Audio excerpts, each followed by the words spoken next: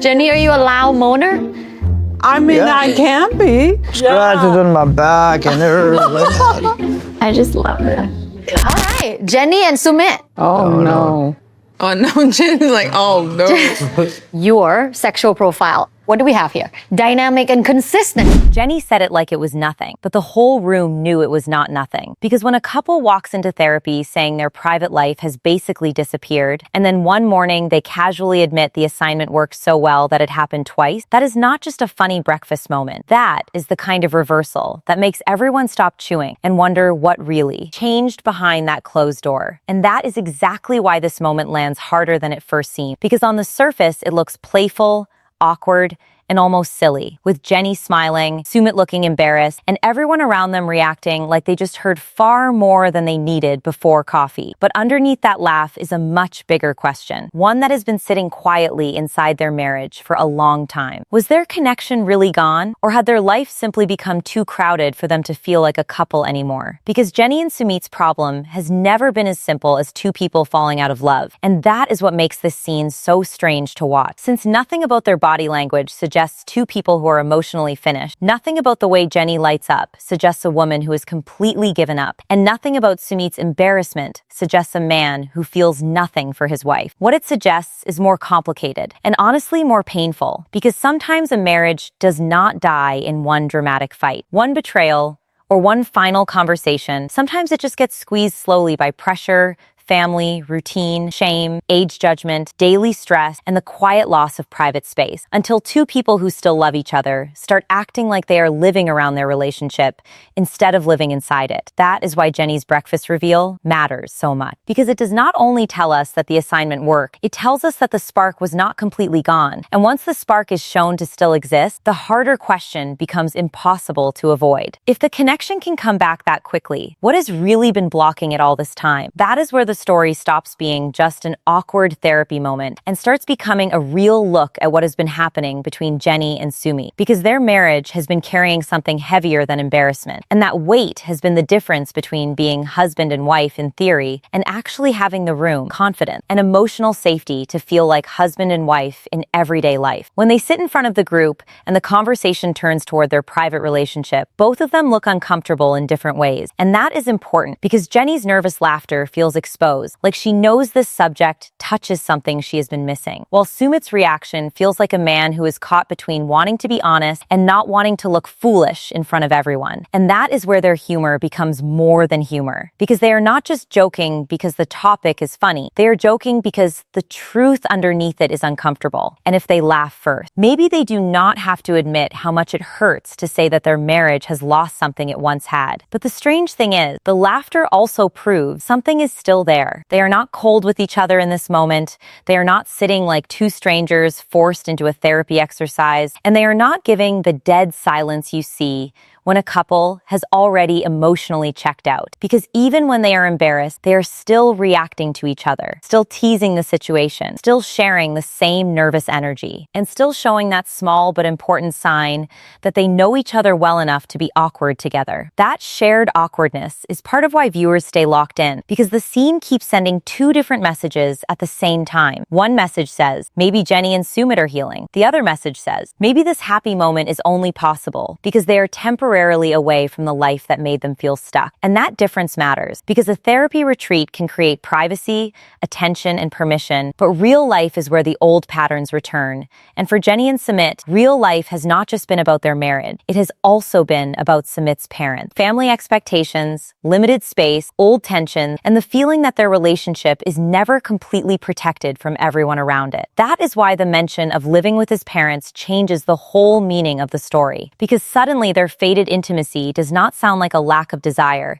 It sounds like a lack of freedom. There is a huge difference between not wanting your partner and not feeling free enough to be wanted by your partner. And Jenny's reaction makes it feel like she has been starving more for that freedom than for anything else. Because when she talks about the assignment working, her energy is not only physical excitement, it is relief. The kind of relief that comes when someone finally feels chosen again after wondering if they had become invisible inside their own marriage. And Sumit matters here too. do. Because if he had sat through the session closed off, defensive, or irritated, the entire moment would feel different. But instead, he shows nervousness, embarrassment, and a kind of shy openness that suggests he knows this issue is real, and he knows Jenny needs more than excuses. That does not make him perfect, and it does not fix the situation, because reality TV has trained people to think one vulnerable moment can magically repair years of pressure, which is adorable in the way a leaking roof is adorable if you put a towel under it and call it progress. But it does show that Sumit is not completely detached from her. And that is the turning point inside the scene. Because once Sumit admits attraction is still there, and once Jenny responds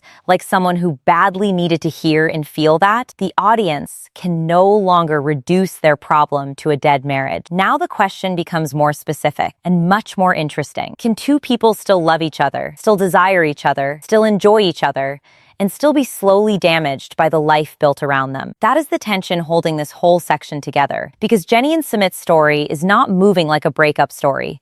It is moving like a trapped marriage story, where the love is still present, but the structure around it keeps making love harder to access. When a couple loses privacy, they do not always lose romance immediately, but they start losing the habits that keep romance alive. Those small private jokes, those spontaneous moments, those lazy conversations, those unplanned touches, those quiet nights where nobody is listening from the next room and nobody has to measure how much of themselves they are allowed to show. And when those things disappear, people can start becoming careful with each other without even realizing it. They become quieter, more practical, more irritated, more polite in the worst possible way.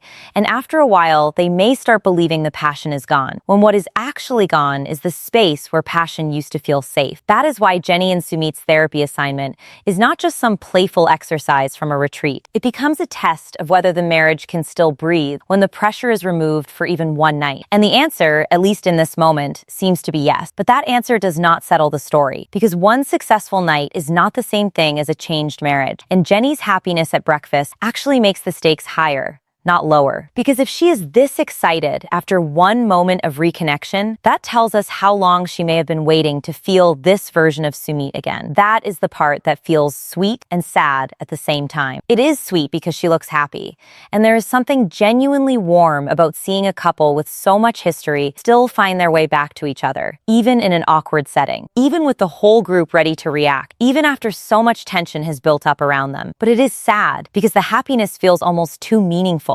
Like the bar had gotten so low that one night of closeness now feels like proof the marriage is alive. And that is where the scene quietly becomes bigger than the joke. Jenny is not just telling the group the assignment went well. She is telling the room, maybe without saying it directly, that she still wants this marriage. She still wants Sumit. She still wants to be desired by him. And she still believes there is a version of their relationship that can feel alive again if they are given enough privacy, enough freedom, and enough space to stop managing everyone else's presence. Sumit, on the other hand, is forced into a different kind of truth. If he still wants Jenny, and if the connection can return when they have the right environment, then he can no longer hide behind the idea that this is only a natural fading of marriage over time. The environment matters. The family pressure matters. The cramped living situation matters. And if those things are still controlling the marriage, then the real problem is not what happened during the assignment. It is why they needed the assignment in the first place. That is the question that should stay in the viewer's mind as this section closes. Because the easy version of the story is that Jenny and Sumit had an embarrassing but successful therapy moment. Everyone laughed. And maybe their marriage got a little better. But the deeper version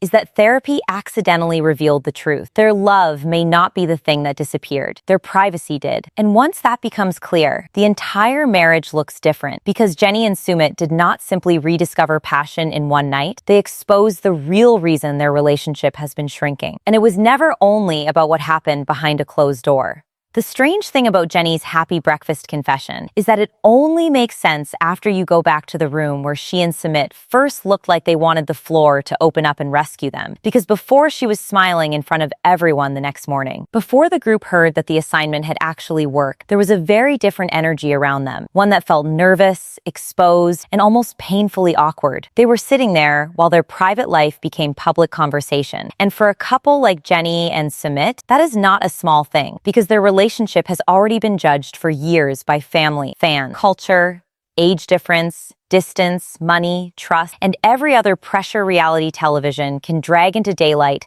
like it found a raccoon in the attic. So when the therapist brings the focus toward them, the discomfort is not only about intimacy, it is about history. It is about all the years they spent fighting to even be together, only to reach a point where they now have to explain in front of other couples why the private side of their marriage no longer feels the way it used to. That is why Jenny's giggling and Sumit covering his face should not be brushed off as just comedy. Because yes, it is awkward. And yes, the room clearly knows they are embarrassed. But their embarrassment is doing something important here. It is showing the audience that this is still sensitive. It still matters to them. If they had truly checked out, if the marriage had become completely cold, the conversation would probably feel flat, defensive, or empty. But instead, Jenny and Sumit react like two people who are not done with each other, just deeply uncomfortable admitting how much they miss the version of themselves they used to have. And that version is the real ghost in the room, not another person, not a scandal, not some shocking secret hidden under the castle bed, because apparently television already has enough of those. The real ghost is their old independence, that time when Jenny and Sumit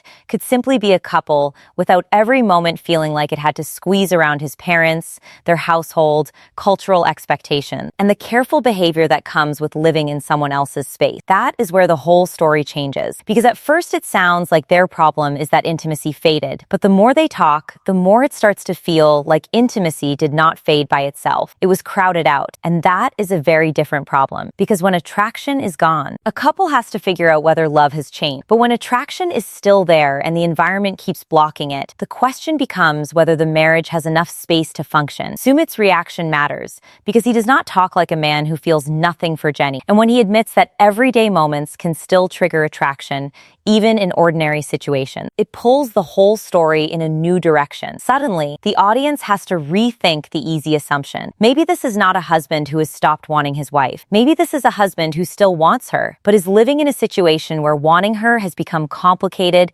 interrupted, restrained, and weirdly tied to whether his parents are close enough to hear movement in the next room. That is what makes the scene both funny and sad, because the group is reacting to the awkwardness of what they are saying. But the bigger issue is what they are not fully saying. They are not fully saying that privacy has become rare. They are not fully saying that marriage feels different when the couple cannot relax inside their own environment. They are not fully saying that once they moved into a family-centered space, they stopped having the kind of natural, unplanned connection that used to make them feel young, wanted, and emotionally close. And that is where Jenny's side becomes even more important, because she is not just a woman laughing through an embarrassing therapy conversation. She is a wife listening to her husband admit that he still feels drawn to her. And after everything they have carried, that kind of admission can land like emotional oxygen. For Jenny, this is not only about physical closeness, it is about proof. Proof that Sumit still sees her. Proof that their marriage is not only routines and arguments. Proof that even after parents, pressure, judgment, and the weight of daily life, there is still a part of him that responds to her as his wife, and not just as the person sitting beside him in another difficult conversation. That is why her laughter feels layered, because it can be nervous and happy at the same time. And that is exactly how real embarrassment works when people are dealing with something they desperately want, but also feel strange admitting out loud. She laughs because the moment is uncomfortable. She laughs because everyone is watching. She laughs because Sumit is embarrassed. But she may also be laughing because, for once, the conversation is not only about what is broken. It is about something that still works. And when something still works inside a relationship that has been under pressure for this long, people grab onto it, even if they do not yet know whether it can save anything. The problem is that attraction alone does not fix the structure around the marriage, and that is the tension this scene keeps building, without needing anyone to shout. Sumit can still be attracted to Jenny, but if he is still caught between being a husband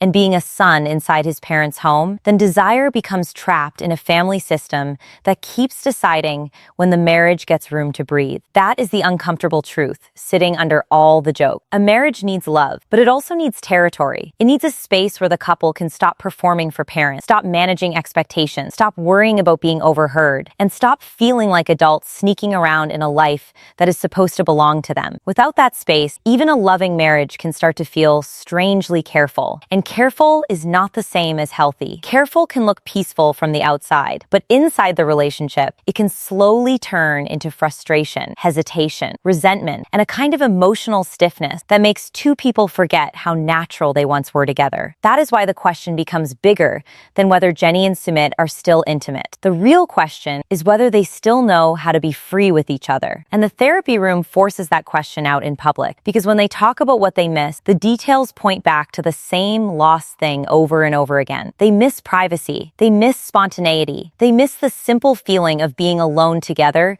without family pressure sitting just outside the door like an unpaid producer waiting for a reaction shot. That is why Jenny's nostalgia matters more than the awkward details. She is not only remembering a bedroom or a routine, she is remembering a whole version of the marriage where she and Sumit had more control over their lives, where their connection did not have to compete with household tension, where they could be playful without turning it into a logistical problem, and where being together did not require so much emotional calculation. When a person misses that, they are not only asking for romance, they are asking for their identity back. And that is why this moment exposes something serious about both of them. Because Sumit's nervousness shows that he knows the subject is real, while Jenny's energy shows that she has been carrying the loss more deeply than the jokes suggest. They both try to keep it light, but the weight keeps leaking through. The more they smile, the more obvious it becomes that the laughter is not covering emptiness, it is covering longing. And longing is dangerous in a relationship, because it can either become the first sign that people still care enough to fight for each other, or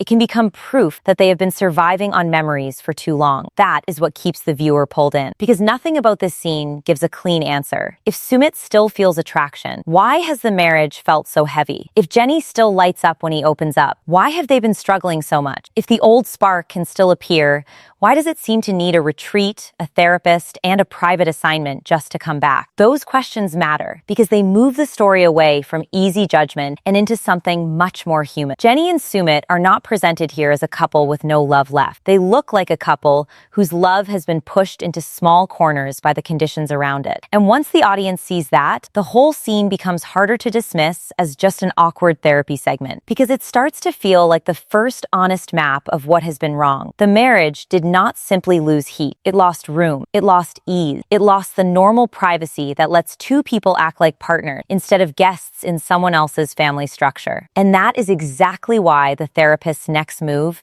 becomes so important, because talking about desire is one thing. Admitting attraction in front of a group is one thing. Laughing through embarrassment is one thing. But none of that proves they can actually return to the part of themselves they miss. The real test begins when the conversation stops being public and the assignment asks them to do something private with what they just admitted. Because once Jenny and Sumit are given homework, the question changes completely. It is no longer whether they can talk about wanting each other. It is whether they can actually reclaim the version of their marriage that pressure, parents, and time have been quietly stealing from them. The assignment sounds simple when the therapist gives it, and that is exactly what makes it dangerous. Because simple instructions can expose complicated marriages faster than a huge argument ever could, especially when the couple sitting there is Jenny and Sumit, two people who clearly still have warmth between them, but have also spent years carrying pressure that does not disappear just because someone tells them to go be close again. At first, the room treats it like a playful challenge, the kind of moment that lets everyone laugh because the subject is awkward and the details are uncomfortable. But underneath that humor is a very serious test, because Jenny and Sumit are not being asked to prove they can make jokes in front of other people. They are being asked to prove that they can still become that private couple they used to be before parents, routines, judgment, and daily stress turned their marriage into something more careful than free. And that is where the whole mood shifts. Because until this point, the story could still hide behind embarrassment. But once the assignment is given, there is nowhere left to hide. They either try or they avoid it. They either lean into the chance or they protect themselves from disappointment. They either treat it like a silly therapy task or they let it become the first real test of whether the spark they keep joking about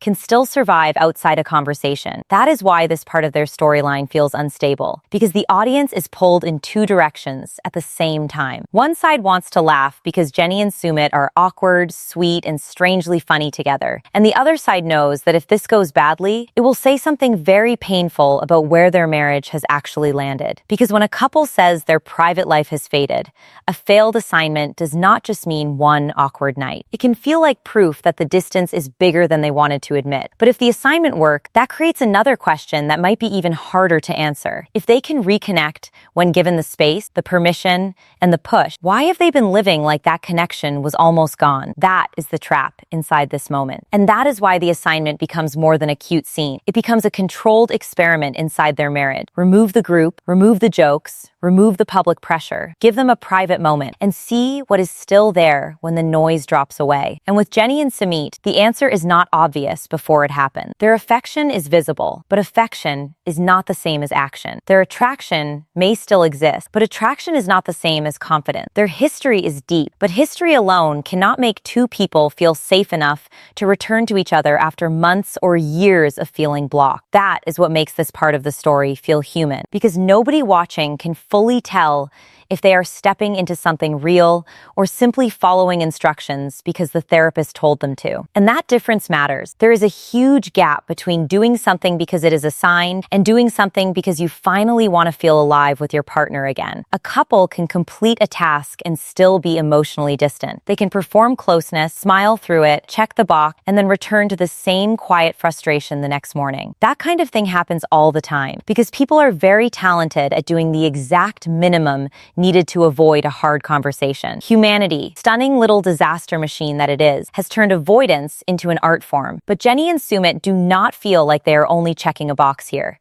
Their willingness to try carries a different energy, and that is important because effort is evident. It does not prove the marriage is fixed, but it proves the marriage is not dead. It proves both of them are still willing to step into discomfort for the possibility of closeness. It proves that neither of them has completely walked away from the idea that they can still feel like husband and wife instead of two people managing family pressure from opposite corners of the same life. And that is why the parent pressure issue keeps hovering over the scene, even when the assignment itself is private. Sumit's parents may not be physically in the room at the retreat, but their presence is still part of the marriage story because Jenny and Sumit are not only trying to reconnect as two adults, they are trying to reconnect after being shaped by a living situation that made privacy feel limited, spontaneity feel risky, and closeness feel like something that had to be planned around other people. That is the shadow hanging over the assignment, not whether they can follow direction, whether they can stop carrying the restraint they learned at home. Because when people spend enough time holding themselves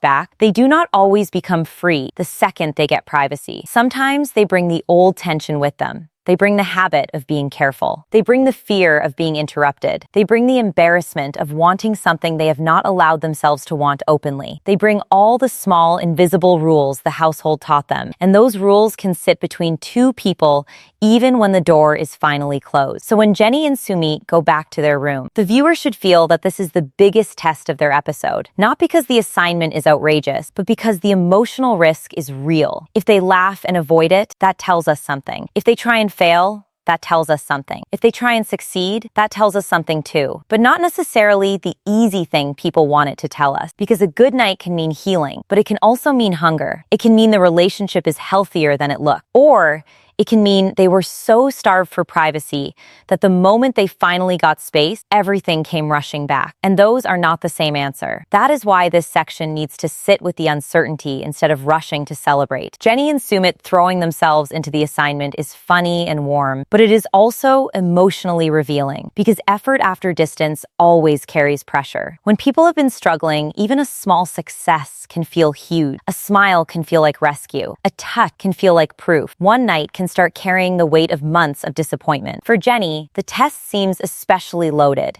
because she has been the one expressing how much the change has affected her. If the assignment works, it can make her feel wanted again, but it can also sharpen the pain of knowing this version of the marriage has become rare. That is a strange emotional place to be. Happy because something returned, but also reminded that it had been missing long enough for its return to feel like an event. For Sumit, the test is different, but just as revealing. He has to show whether his attraction is only something he can talk about in therapy or something he can actively bring back into the marriage when Jenny needs reassurance. He has to step out of the embarrassed husband role, out of the son still shaped by family expectations, and into the partner who can meet Jenny privately without hiding behind nervous laughter. That is why the assignment quietly asks more from him than it first appears. It asks him to choose Jenny in a space where nobody else is supposed to matter. And that is the emotional center of their whole relationship. Because Jenny has not only needed Sumit to love her, she has needed him to choose the marriage with enough confidence that she does not feel like she is always competing with the life around him. That is what makes the possible audience reaction so divided. Some viewers will see this moment and think it is a genuine breakthrough, because after all the awkwardness, they actually try, and their energy looks lighter than it has in a while. Those viewers will probably see two people who are finally choosing each other again, and they will not be wrong to notice the sweetness in that. Other viewers will look at the same moment and think the scene is avoiding the bigger issue, because one assignment cannot fix the living situation, the family pressure, the long-term frustration, or the deeper question of whether Jenny and Sumit can build a marriage that does not need a retreat to feel alive. And those viewers will not be wrong either. That is what makes the scene work so well for a long-form breakdown. It does not give one clean interpretation. It gives a moment that can be read two ways at the same time, and both readings reveal something true. The breakthrough looks real. The problem still looks unresolved. Jenny and Sumit seem connected. Their real life still seems complicated. Their humor makes them lovable. Their humor also makes it easier to avoid saying how serious this has become. And right before the story moves into the next morning, that is the tension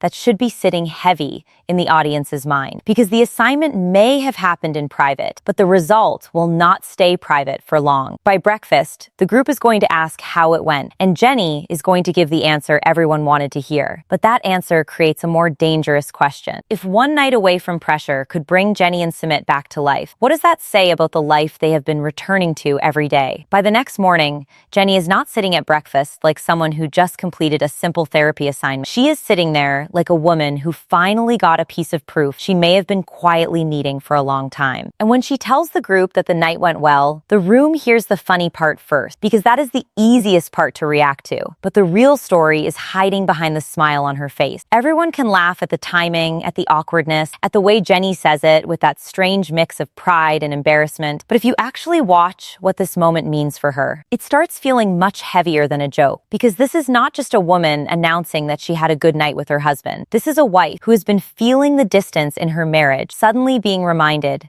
that she is still wanted. And that difference matters, because Jenny and Sumit did not come into this retreat as a couple with no history, no affection, and no reason to fight for the relationship. They came in carrying years of pressure, years of public judgment, years of family tension, and the kind of emotional exhaustion that can make two people forget they were once the reason everything felt worth it. So when the group hears that the assignment worked, the first reaction is comic relief, because after all the embarrassment in therapy, after all the nervous laughter, after Sumit covering his face and Jenny giggling through the discomfort, the result sounds almost too dramatic to be real. But that is exactly why it lands, because just one night earlier, the question was whether their private life had almost disappeared. And now, Jenny is sitting there saying it did not just come back a little. It came back with enough force that she cannot hide how happy she feels. And that creates the first real emotional consequence of the whole scene. If the connection was truly gone, then this moment is huge. But if the connection could return this quickly, then the audience has to ask what was really blocking it in the first place. That is where the breakfast reveal becomes more than a payoff, because it does not close the story. It opens the deeper one. And that deeper story is not about whether Jenny and Sumit can still be playful, or whether Sumit can still feel attracted to her. The deeper story is about why that part of the marriage needed a castle, a therapist, a public conversation, and an assigned private moment before it could come back out. That is not a small detail. That is the whole problem sitting in the middle of the table while everyone is laughing over breakfast. Jenny's excitement makes sense, because she is not only reacting to the night itself, she is reacting to what the night represents. And what it represents is validation. The kind that can hit very hard when someone has spent too long wondering whether they are still seen, still chosen, still desired, and still treated like a real wife, instead of someone stuck in the corner of a complicated family arrangement. Because for Jenny, this has never been only about romance in the narrow sense. It is about identity. It is about whether she and Sumit still feel like a couple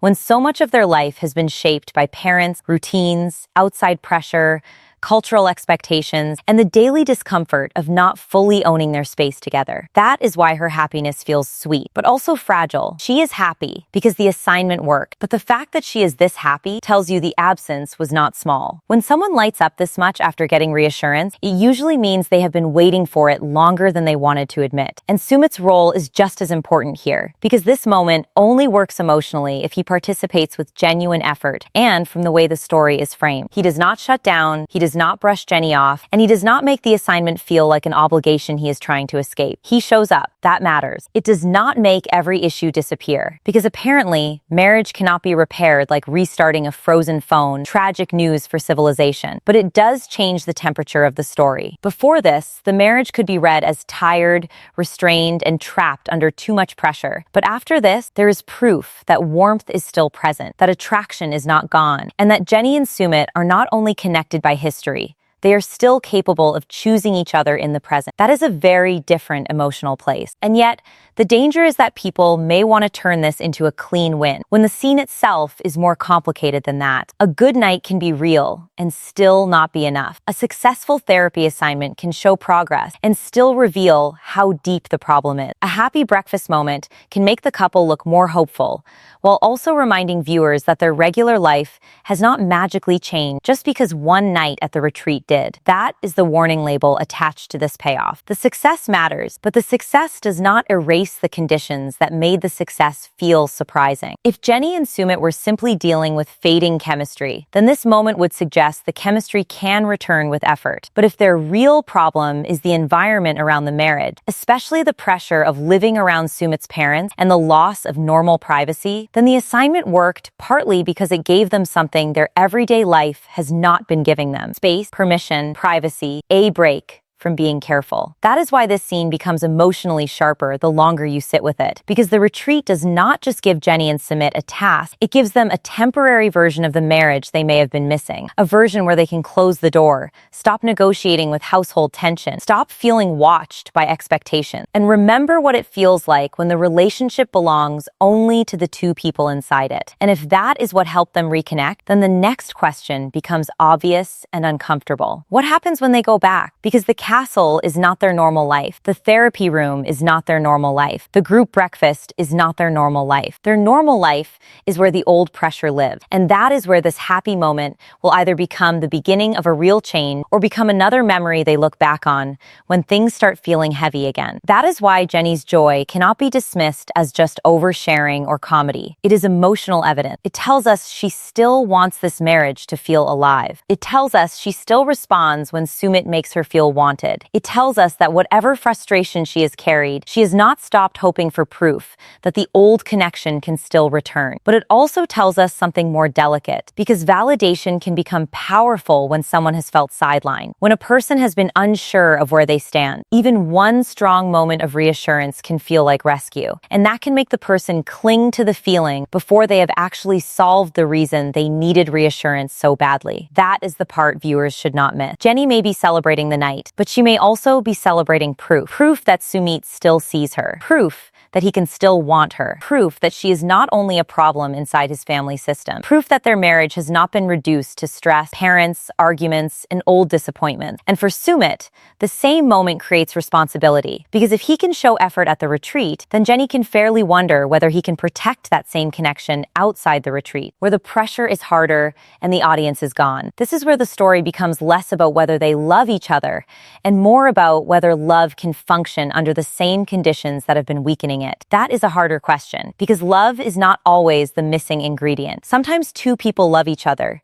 and still keep failing because the life around them does not support the relationship. And Jenny and Sumit's story keeps pointing toward that uncomfortable truth. Their attraction is not gone. Their playfulness is not gone. Their emotional warmth is not gone. But the ease that used to let those things show up naturally has been damaged. And once ease disappears, even love starts needing scheduled permission to act normal. That is why the breakfast scene feels almost suspiciously powerful. It is funny because Jenny is blunt. It is sweet because Sumit clearly gave effort. It is relieving because the assignment worked. But it is also uneasy because one successful night now has to carry the weight of a much bigger question. Can they build a life where this version of them does not need to be pulled out by therapy? Can they create privacy without escaping to a retreat? Can Sumit make Jenny feel chosen when they are back around the same family pressures? Can Jenny trust that this was not just a temporary high before the old silence returned? Those are the questions that keep the moment from becoming simple. And that is exactly why the story should not end at the breakfast table. Because the breakfast table only tells us that the spark is still alive, while the real test is whether that spark has enough protection to survive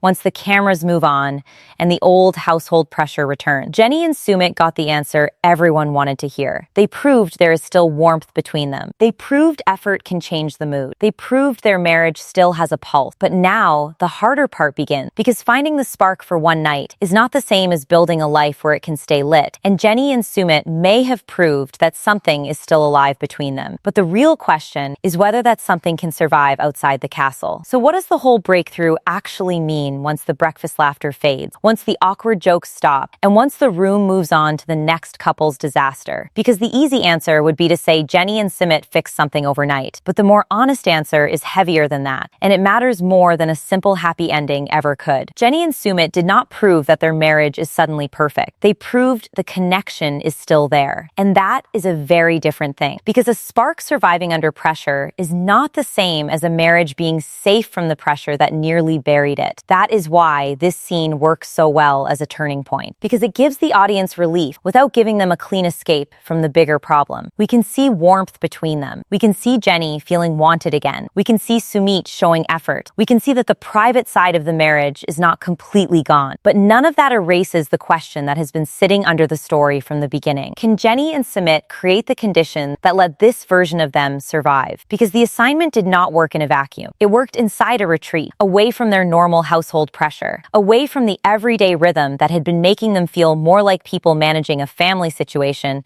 than a couple with their own private world. It worked because therapy gave them permission to stop being careful for a moment. It gave them attention. It gave them privacy. It gave them a reason to step out of embarrassment and back into effort. And for one night, that was enough. But that also reveals the size of the problem. If they need privacy to reconnect, then privacy is not a small detail in their marriage. It is oxygen. If they need permission to be playful, then daily life has made them too restrained. If they need distance from family pressure before desire can feel natural again, then the issue was never only desire. The issue was space. And that is the clearest answer this entire storyline gives us. Jenny and Sumit are not disconnected because love disappeared. They are disconnected because the relationship has been squeezed by things outside the relationship, especially the loss of independence, the constant awareness of parents, the habits formed inside a crowded living situation, and the emotional tension that comes when two adults are married but do not fully feel like they control the environment their marriage lives inside. That is the difference between a dead marriage and a trapped marriage. A dead marriage has no pulse. A trapped marriage still has feeling, but the feeling has nowhere to move. And Jenny and Sumit, at least from this moment,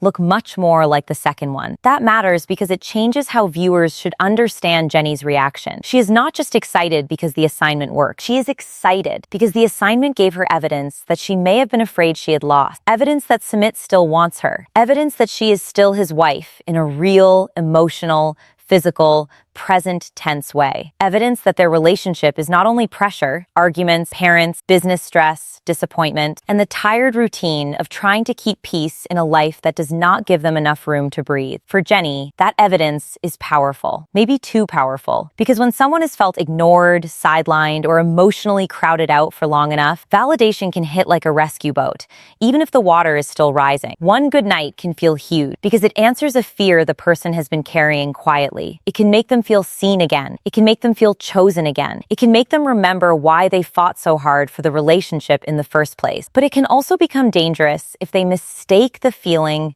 for a full solution. And that is where this ending has to stay grounded. Because if this video ends by pretending that one successful assignment solves their marriage, it becomes dishonest. And viewers can smell that kind of fake emotional wrapping from across the internet, which is impressive considering most of the internet is already on fire. The mature reading is this: Jenny and Sumit's chemistry is not the main problem anymore. The structure around their chemistry is the problem. They can laugh together. They can still embarrass each other in a warm way. They can still respond to each other. They can still create a moment that feels alive. But the marriage needs more than those flashes. It needs protection. It needs boundaries. It needs a private space where they do not feel like they are sneaking back into their own relationship. Jenny needs to feel like a wife, not like someone trying to fit into the corner of someone else's family system. That is the part that matters most for her long-term story. She did not go through years of judgment and cultural pressure just to end up feeling like her marriage is something that only exists when conditions are perfect. She needs the everyday version of the marriage to feel real. Not only the retreat version, not only the therapy version, not only the version that appears after someone gives them an assignment. She needs a life where closeness can happen naturally, without being treated like a rare event that requires planning,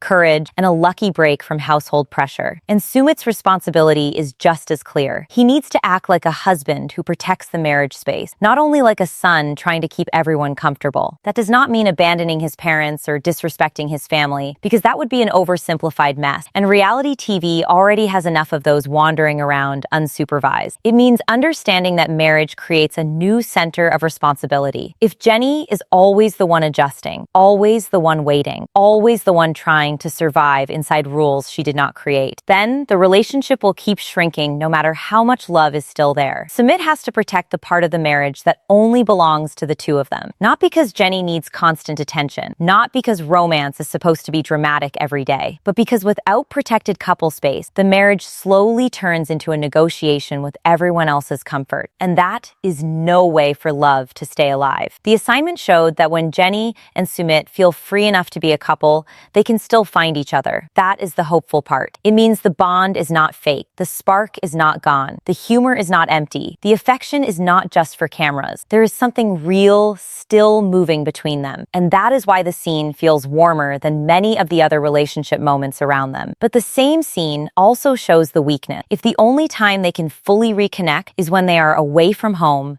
away from pressure, and inside a setting designed to force emotional work, then their next challenge is not attraction. They already proved attraction still exists. Their next challenge is building a life where attraction does not have to fight so hard to appear. That means privacy. That means boundaries. That means couple time. That means Sumit taking the emotional risk of making the marriage a priority, even when it creates discomfort around the family structure. And it means Jenny being honest about what she really needs, because this does not seem to be only about romance anymore.